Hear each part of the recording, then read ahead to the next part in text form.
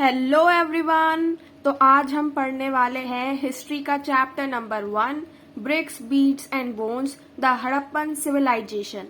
तो वीडियो को स्टार्ट करने से पहले मैं आपको बता दूं कि मेरा एक और चैनल है अभ्यास, जिसका लिंक मैंने डिस्क्रिप्शन में दे दिया है। आप वहां जाकर इंग्लिश और हिंदी का कंटेंट पढ़ सकते हैं। वहां पर आपको पोयम और स्टोरीज बहुत ही सिंपल वे में समझाए जाएंगे। अच्छा, अब अपने चैप्टर को समझते हैं। तो कल हम क्या देख रहे थे? हमने देखा था कि हड़प्पन सिविलाइजेशन में क्या क्या है, वहां पे लोग क्या खाते हैं, मोहनजोदारो में कौन सा अर्बन सेंटर है, ग्रेट बाथ क्या है। और हमने ये भी देखा था कि हड़प्पन सिविलाइजेशन में लोगों के बीच में इकोनॉमिक डिफरेंसेस थे या नहीं। इसको पता लगाने के लिए जो आर्कियोलॉजिस्ट है उन्होंने कुछ स्ट्रैटेजीज अपनाई थी। उसमें से एक स्ट्रेटेजी ये भी थी कि आपको बरियल्स को पढ़ना है। आपको ये देखना है कि जहां पर डेड लोगों को दफनाया जाता है उनके साथ में क्या कोई प्रेशियस मेटल भी दफनाया जाता है, क्या कोई ऑर्नामेंट, ज्वेलरी या फिर कोई और क्राफ्ट भी दफनाया जाता है। तो हम ये देख रहे थे कि वहां पे क्या क्या दफनाया जाता है, जिससे आर्कियोलॉजिस्ट ये पता लगा सके कि क्या इकोनॉमिक डिफरेंसेस थे लोगों के बीच में। तो जब हमने ये देखा कि लोगों के साथ में कुछ ऐसे कीमती चीजों को दफनाया जाता था, तो ये कीमती चीज बनती होगी तभी तो इन्हें दफनाया जाता था। तो ये क्राफ्ट प्रोडक्शन कहाँ पर होता था ये देखते हैं। तो हमें बताया गया है कि चाहुंद्रो एक स्मॉल सेटलमेंट है। अब इसे स्मॉल सेटलमेंट क्यों कहा गया है? क्योंकि ये 7 हेक्टेयर का है। और मोहनजोदारो, जिसके बारे में हमने पिछले वीडियो में पढ़ा था, वो 125 हेक्टेयर का था। तो चाहुंद्रो एक स्मॉल सेटलमेंट है और हमने देखा कि यहीं पर क्राफ्ट प्रोडक्शन का बहुत सारा काम होता था। यहाँ पर क्या होता है, यहाँ पर वेट मेकिंग का काम भी होता था, सील मेकिंग का काम होता था, shell cutting, metal working, bead making, ये बहुत सारे काम यहाँ पर होते थे। यहाँ पर अलग अलग मटेरियल से अलग अलग चीजें बनाई जाती थी। अलग अलग मटेरियल से हम बीड्स भी बनाते हुए देखते हैं। काफी जगह पे हमने देखा कि कार्लिनियन एक रेड कलर का स्टोन होता है, उसका भी बहुत ज्यादा इस्तेमाल देखने को मिला। यहाँ पे अलग अलग मटेरियल की जरूरत पड़ी, जैसे जैस्पर, क्रिस्टल, क्वार्ट्ज, स्टील। अलग अलग मेटल्स की जरूरत पड़ी, जैसे कॉपर, ब्रोंज, गोल्ड। और उससे अलग अलग चीजें बनाई गई थी, shell, faience, terracotta, burn clay. इन सब का यूज कर कर क्या हुआ, अलग अलग चीजें बनाई गई और अलग अलग शेप की चीजें बनाई गई। कोई डिस्क शेप्ड है, कोई सिलिंड्रिकल है, कोई स्पैरिकल है, कोई बैरल शेप्ड है।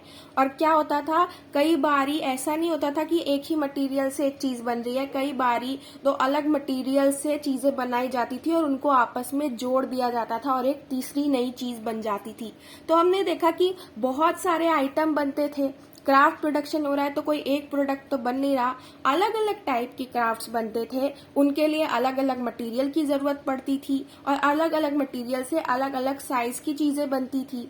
और सिर्फ इतना ही नहीं, मटेरियल टू मटेरियल टेक्नोलॉजी अलग हो जाती थी। किसी चीज को बनाने की टेक्नोलॉजी कुछ अलग है और किसी और चीज को बनाने की टेक्नोलॉजी अलग हो जाती थी मटेरियल को देखते हुए। तो हमने देखा कि अलग अलग चीजें जब बन रही थी तो उसमें डेकोरेशंस भी होते थे, यानी कि उसको सजाया भी जाता था। जब चीज बनती थी तो उस पे पेंटिंग की जाती थी या उस पे कोई अलग अलग टाइप के डिजाइन बनाए जाते थे ताकि वो देखने में सुंदर लगे। जब हम कह रहे हैं कि अलग अलग टेक्निक यूज होती थी तो वो मटेरियल के लिए होती थी। जैसे स्टीटाइट, ये एक ऐसा पत्थर है जो कि बहुत ज्यादा सॉफ्ट होता है, तो इस पे आसानी से काम हो सकता है। तो इस पर हम कोई और टेक्नोलॉजी यूज करते थे। वहीं पे कोई और हार्ड मटेरियल है तो उसका कई बारी पेस्ट बनाया जाता था और उसको फिर पेस्ट बनाकर उससे अलग अलग चीजें बनाई जाती थी। तो उस पे अलग टेक्नोलॉजी का यूज होता था। यहाँ पर कंफ्यूजन ये है कि आर्कियोलॉजिस्ट को अभी तक ये नहीं समझ में आया कि स्टीटाइट से बनाए हुए माइक्रो बीड्स कैसे बनते थे, उनके पीछे की टेक्नोलॉजी क्या थी, ये अभी तक आर्कियोलॉजिस्ट को नहीं समझ में आई।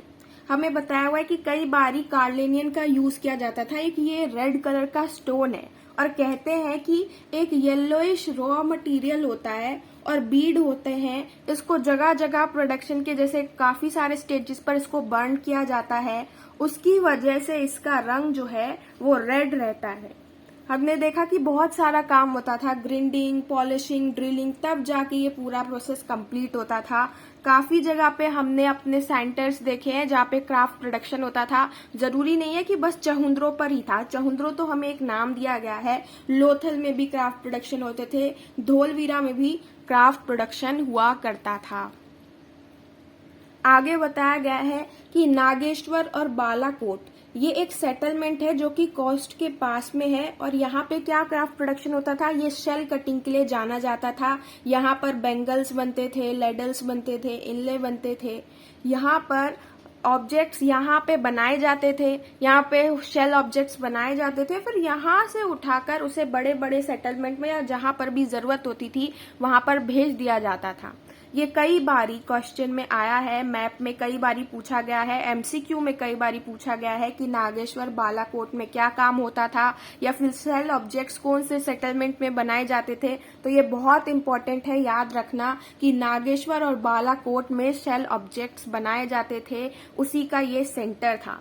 ये बहुत ही इंपॉर्टेंट सेटलमेंट है, और यहाँ से चीजें या यहाँ से फिनिश्ड प्रोडक्ट इस सेटलमेंट से दूसरे सेटलमेंट में भेजे जाते होंगे। हमारा मानना है कि चहुंद्रो हो, लोथल हो, धोलवीरा हो, नागेश्वर हो या बालाकोट हो, यहाँ से चीजें उठाकर, यहाँ से फिनिश्ड प्रोडक्ट उठाकर लार्ज अर्बन सेंटर जैसे मोहनजोदारो और हड़प्पा में भेजे जाते होंगे। अब हमें कैसे पता, क्योंकि ये क्राफ्ट प्रोडक्शन तो बहुत पहले हुआ करते थे, तो हमें आज के टाइम पे ये कैसे पता चला कि किन किन एरिया में क्राफ्ट प्रोडक्शन हो रहे थे? आर्कियोलॉजिस्ट ने कैसे पता लगाया? कोई तो एविडेंस होगा। तो हाँ, बिल्कुल आर्कियोलॉजिस्ट के पास में एविडेंस था। हमें कैसे पता चला कि क्राफ्ट प्रोडक्शन हो रहा था? तो कुछ एरिया में जहाँ पे रॉ मटेरियल देखने को मिले, उनके एविडेंस देखने को मिले, या फिर अनफिनिश्ड गुड जो रिजेक्ट रह गए हैं, जो वेस्ट रह गए हैं कोई ऑब्जेक्ट बनाते टाइम, उनके एविडेंस मिले, तो उससे पता चला कि यहाँ पर क्राफ्ट प्रोडक्शन होता था। इवन वेस्ट मटेरियल तो सबसे बेस्ट इंडिकेटर है ये बताने का कि क्राफ्ट वर्क कहाँ पर हो रहा है। देखो, आप भी जब कुछ बनाते हो, फॉर एग्जाम्पल अगर आप कोई चार्ट ही बना रहे हो या फिर आप कोई कार्ड बना रहे हो, तो उसमें अगर आप अलग अलग डिजाइन से उसे काट रहे हो तो कुछ ना कुछ पेजेस वहां पर छूट जाएंगे जहां पर आप काम कर रहे हो वहां पर, क्योंकि वो वेस्ट हो गया है। या फिर आप कुछ डेकोरेट कर रहे हो, कुछ पार्ट जो है वो वेस्ट हो गया है, तो वहीं पर छूट जाते हैं। तो ऐसे ही जब यहाँ पर क्राफ्ट प्रोडक्शन होता था तो यहाँ पर जब चीजें बनाई जाती थी तो कुछ रॉ मटेरियल का यूज किया जाता था। अब उस रॉ मटेरियल में सारी चीजें तो लगती नहीं होंगी, कुछ चीजें जो है वो वेस्ट हो जाती थी, रिजेक्ट हो जाती थी, तो वो वहीं पर छूट जाती थी।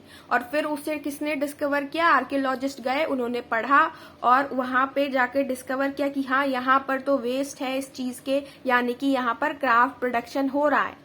कई बार ऐसा भी होता था कि जो वेस्ट है उसका भी कुछ पार्ट यूज कर लिया जाता था कुछ और ऑब्जेक्ट बनाने में, लेकिन फिर भी उसके जो छोटे छोटे पार्टिकल्स हैं वो वहीं पर छूट जाते थे। तो इन्हीं वेस्ट से पता चलता था कि अच्छा, यहाँ पर क्राफ्ट प्रोडक्शन होता होगा। और इन्हीं वेस्ट से हमें ये भी पता चला कि मोहनजोदारो या हड़प्पा में भी क्राफ्ट प्रोडक्शन होता था।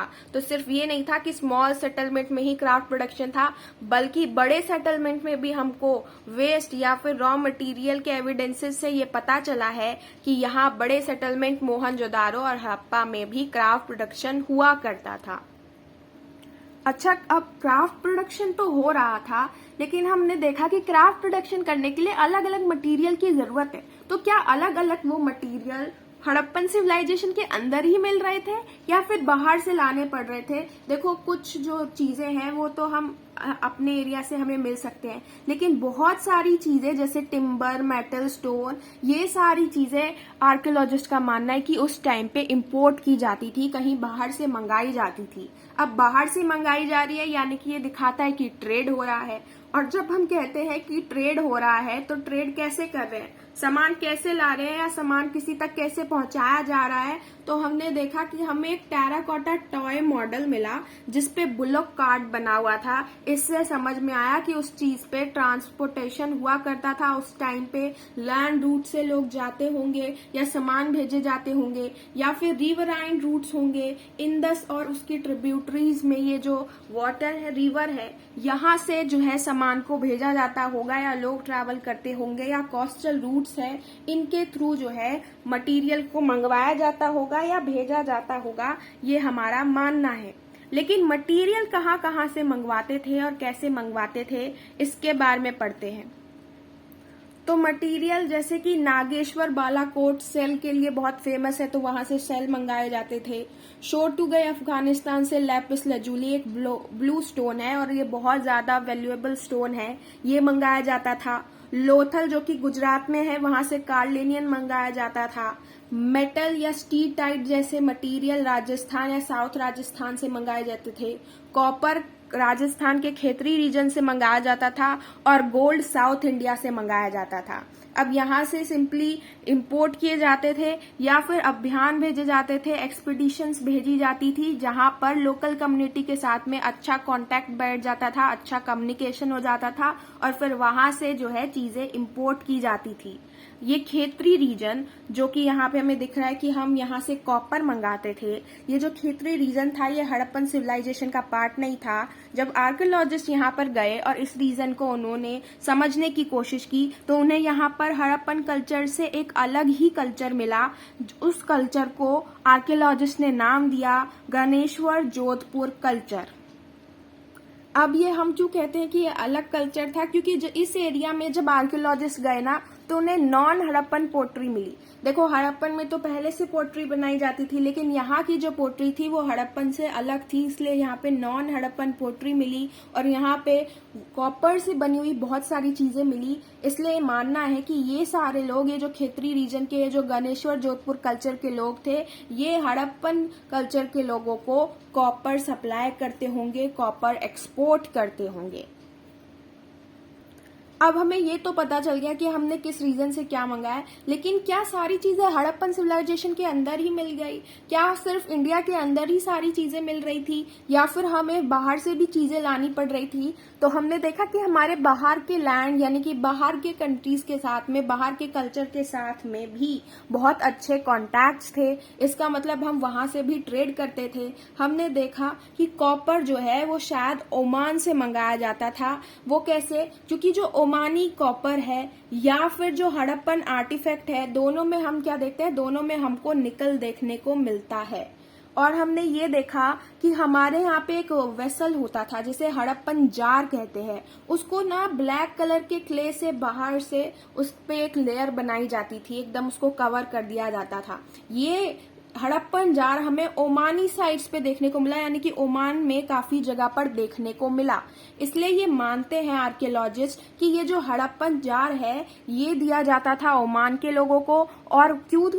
इस हड़प्पन जार में कोई कंटेंट होता था, कुछ लिक्विड होता था जो कि ओमान के लोग खरीदते थे और उसके बदले में हड़प्पन सिविलाइजेशन में जो लोग थे, जो हड़प्पन्स थे, उन्हें गुड्स दिया करते थे। तो ऐसे एक्सचेंज ऑफ गुड्स होता था। ये जो वेसल है, ये जो लार्ज हड़प्पन जार है, इसे पूरे तरीके से कवर कर दिया जाता था बाहर से क्ले से। तो ऐसा क्यों किया जाता था? ताकि कहीं से भी लीकेज ना हो, कोई भी इससे लिक्विड निकले ना, इसलिए ऐसा किया जाता था। जब मेसोपोटामिया, ये एक और सिविलाइजेशन है, यहाँ पर कुछ टेक्स्ट थे उनको पढ़ा गया तो देखा गया कि वहां पर भी मेंशन किया गया है कि कॉपर एक रीजन से आता था। उस रीजन का नाम उन्होंने मगान दिया है। मगान शायद ओमान का ही नाम था, ऐसा आर्कियोलॉजिस्ट का मानना है। जो कॉपर हमें मेसोपोटामिया में भी बहुत सारे कॉपर मिले और उस कॉपर में भी हमको निकल देखने को मिला, जो कि हमें हड़प्पन में बने हुए आर्टिफैक्ट्स में या फिर ओमान से आने वाले कॉपर की चीजों में देखने को मिल रहा था। और क्या कह सकते हैं कि कैसे इनके बीच में ट्रेड होगा, कैसे कांटेक्ट होंगे?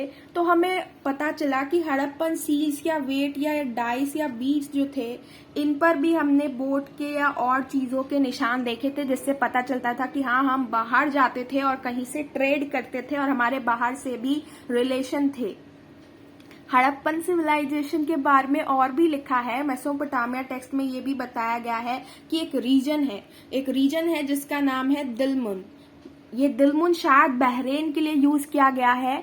और यहाँ पे क्या लिखा गया है कि मगान का नाम लिया गया है। मगान यानी कि ओमान के बारे में कहा गया है और महलू यानी कि हड़प्पन रीजन के बारे में कहा गया है। तो मेसोपोटामिया में अलग अलग नाम दिए गए हैं। आर्कियोलॉजिस्ट उस नाम को अपने अकॉर्डिंग इंटरप्रेट करके बताते हैं कि मगान ओमान का नाम है, दिलमुन बहरेन का नाम है और महलू हड़प्पन का रीजन का नाम है। और सिर्फ इतना ही नहीं, वहां के टेक्स्ट में ये भी लिखा गया है कि इन तीनों के बीच में कॉन्टैक्ट थे, यानी कि तीनों के बीच में ट्रेड हुआ करता था, रिलेशन थे।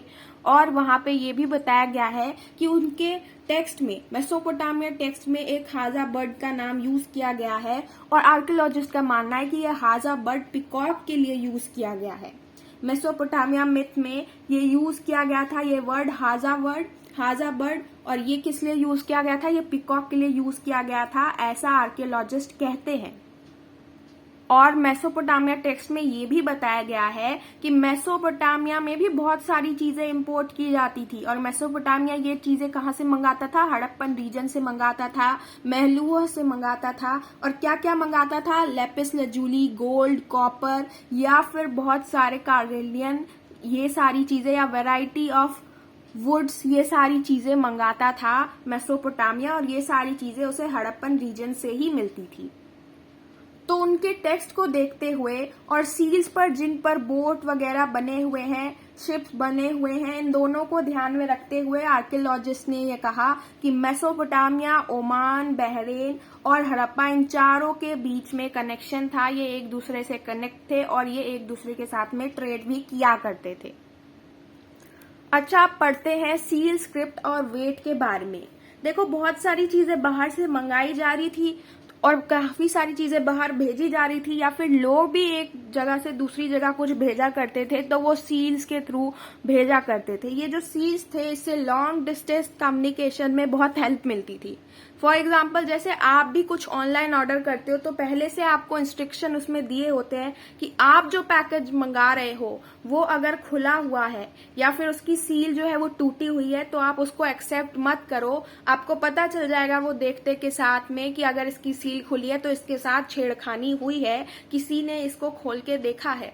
तो ऐसा ही कुछ सिस्टम जो है हड़प्पन सिविलाइजेशन के टाइम पे भी था। उस टाइम पे अगर एक इंसान किसी दूसरे इंसान को कोई सामान भेज रहा है तो वो क्या करता था, मान लो उसने गुड्स भेजे तो उस बैग को बंद करते वक्त उसके मुंह में उसे वो अच्छे से रस्सी से बांध देता था और फिर वहीं पर थोड़ा सा क्ले लेता था और उसके मुंह पर लगा देता था और उस क्ले के ऊपर कोई चीज प्रेस कर देता था। प्रेस करने के बाद वो जो क्ले था उस पे कोई अलग अलग टाइप के साइन आ जाते थे या फिर कोई पिक्चर आ जाती थी। इससे क्या पता चलता था, ये पता चलता था कि जिसके पास भी वो मटेरियल भेजा जा रहा है उसे ये पता रहेगा कि अच्छा मेरे पास ये सामान आ गया और ये जो इसका सील है वो टूटा नहीं हुआ है, इसका मुंह जो है वो खुला नहीं है, इसका मतलब कि मेरी इस चीज के साथ किसी ने छेड़खानी नहीं की है। और उस पर जो सील थे, उस पर जो इम्प्रेशन था वो क्या बताता था कि ये किस सेंडर ने भेजा है या फिर कौन सी जगह से आया है। कई बारी क्या होता था कि उस पर कोई अलग अलग टाइप के आपको एनिमल के निशान देखने को मिलते थे या कोई और पिक्चर देखने को मिलती थी। वो उन लोगों के लिए होती थी जो पढ़ नहीं सकते। जो पढ़ नहीं सकता वो आपको साइंस कैसे पढ़ेगा, तो उन लोगों के लिए वहां पर पिक्चर होती थी ताकि वो समझ जाए कि ये किस सेंडर ने भेजा है या फिर ये कौन सी जगह से आया है। तो हड़प्पन सिविलाइजेशन की जो स्क्रिप्ट है वो अभी तक हम समझ नहीं पाए हैं कि उसमें क्या लिखा है, लेकिन हमारा उनकी कुछ चीजों को देखकर ये मानना है कि जो सील्स वगैरह होंगे जो कि कभी किसी बैग वगैरह पे लगाकर भेजे जाते होंगे, उस पर ऑनर का नाम होता होगा उन साइन में और उनका नाम के साथ साथ उनका टाइटल होगा, उनका एड्रेस होता होगा। उस पर जो निशान थे वो मैंने बताया कि जो लोग पढ़ नहीं सकते उनके लिए बनाए जाते थे।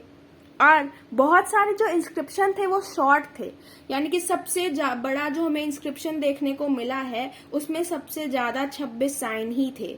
अब ये जो स्क्रिप्ट है ना, इसमें साइंस है, यहाँ पे अल्फाबेट नहीं है। अल्फाबेट कैसे, जैसे हम पढ़ते हैं ABCD तो इसमें कॉन्सोनेंट है, वोबल है, लेकिन यहाँ पर इस स्क्रिप्ट में सिर्फ साइंस थे और ये साइंस 375 से लेकर 400 तक थे, यानी कि बहुत ज्यादा लंबे साइंस थे और इस साइंस में ही चीजें लिखी जाती थी। हमने देखा कि ये जो स्क्रिप्ट है ना, जैसे हम नॉर्मली लिखते हैं तो हम क्या करते हैं, लेफ्ट टू राइट लिखते हैं, लेकिन हड़प्पन के लोग क्या करते थे, हड़प्पन लोग लिखते थे राइट टू लेफ्ट। अब ये हमें कैसे पता चला कि ये लोग राइट टू लेफ्ट लिखते थे, तो देखो जब आप लिखते हो आप लेफ्ट से लिखना शुरू करते हो और कई बारी एक वर्ड जो है वो आधा आधा आधा ऊपर और आधा नीचे आ रहा होता है, तो आप क्या करते हो, छोटा छोटा लिखकर एक ही लाइन में उस वर्ड को खत्म कर देना चाहते हो। ऐसा आप करते हो कई बारी।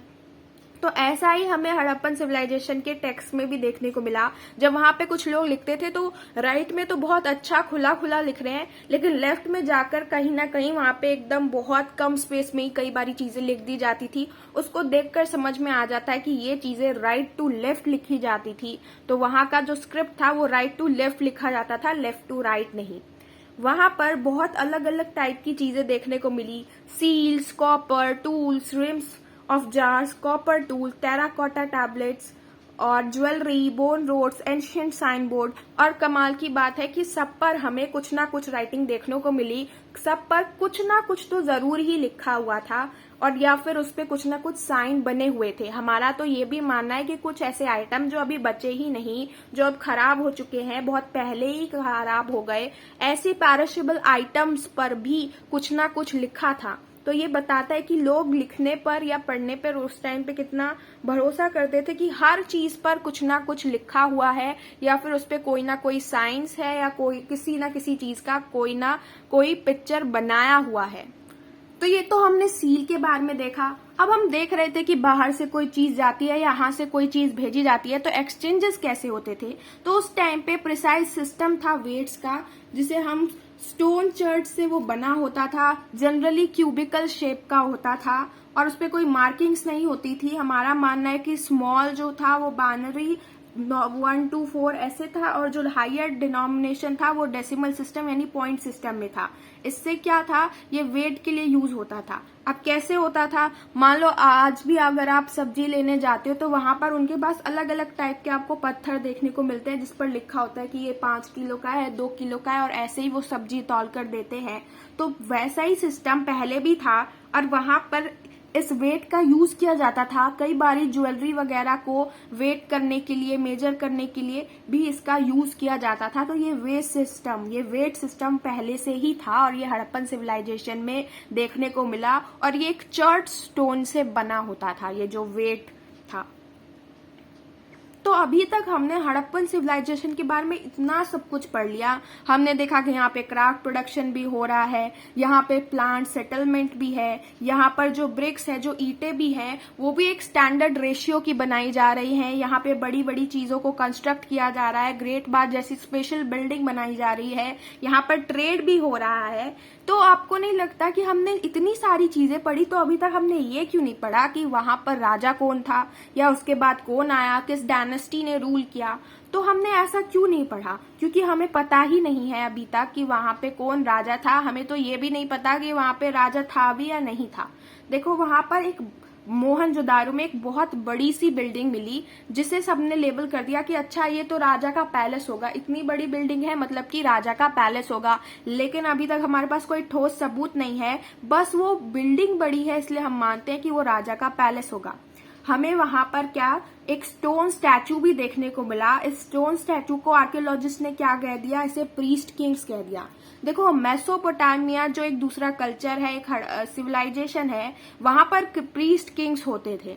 तो आर्कियोलॉजिस्ट ने क्या किया, यहाँ पर भी जब उन्हें स्टैचू मिला तो उसे भी इन्होंने प्रीस्ट किंग ही मान लिया, और उनका मानना था कि यही राजा है। लेकिन ऐसा जरूरी नहीं है कि यही राजा है, क्योंकि इसको लेकर भी कोई ठोस सबूत है नहीं। इस चीजों पर भी जो है वो लोग बटे हुए हैं, आर्कियोलॉजिस्ट बटे हुए हैं। कुछ आर्कियोलॉजिस्ट ऐसा कहते हैं कि कोई भी रूलर नहीं है हड़प्पन सिविलाइजेशन में, कोई भी रूलर नहीं था। सारे लोग मिलते थे, बैठते थे, और फिर सारे डिसीजन साथ में लेते थे और उसे इम्प्लीमेंट करते थे। वहीं पर कुछ और आर्कियोलॉजिस्ट है जिनका मानना है कि नहीं, कोई रूलर नहीं था, ऐसा बिल्कुल भी नहीं है, लेकिन बहुत सारे रूलर थे। मोहनजोदारो का कोई अलग है, चहुंद्रो का अलग है, नागेश्वर बालाकोट का कोई अलग हो गया, हड़प्पा का कोई अलग हो गया। सब रीजन के अलग अलग रूलर थे। और वहीं पे कुछ तीसरे टाइप के लोग थे जिनका मानना था कि नहीं, एक ही सिंगल स्टेट था, और यहाँ पर हमें आर्टिफैक्ट्स में सिमिलरिटी देखने को मिल रही है, यानी कि यहाँ पर एक ही राजा था जो कि सारे डिसीजन को लेता था। क्यों? क्योंकि ये चीज बहुत ही हमें प्लॉजिबल लगती है, एक प्लॉजिबल फैक्ट है, यानी कि इस पर भरोसा कर सकते हैं। क्योंकि ये बात बहुत अटपटी सी है कि बहुत सारे लोग मिले और उन्होंने बैठ के कोई डिसीजन लिया। ये चीज हो नहीं सकती। क्यों नहीं हो सकती? क्योंकि चाहे उनकी संख्या उस टाइम पे हड़प्पन सिविलाइजेशन में जो लोग थे उनकी संख्या हो सकती है आज के टाइम के लोगों से बहुत कम हो, लेकिन फिर भी इतने सारे लोगों का बैठना, फिर एक डिसीजन को लेकर सोचना, उस पर अपनी राय देना और फिर उसको एक्सेप्ट करना, इम्प्लीमेंट करना। क्योंकि हमने देखा कि जम्मू कश्मीर से लेकर गुजरात तक सारे जो ईंटें देखने को मिली हड़प्पन सिविलाइजेशन में, वो एक स्टैंडर्ड रेशियो की थी। तो ये काम लोगों का नहीं हो सकता, बल्कि कोई सेंट्रल अथॉरिटी ही होगी जिसने ऐसे प्लान डेवलपमेंट कराया होगा।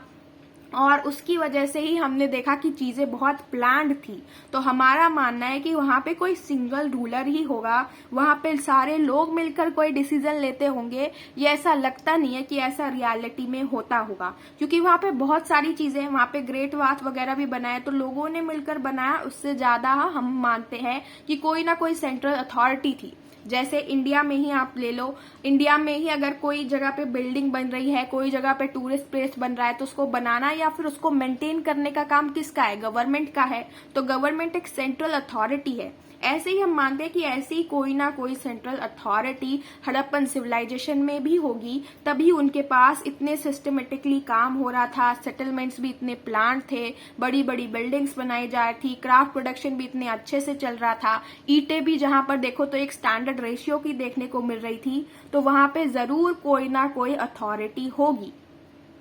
तो आज की वीडियो में बस इतना ही। नेक्स्ट वीडियो में इससे आगे का टॉपिक कवर करेंगे। तब तक के लिए बाय बाय।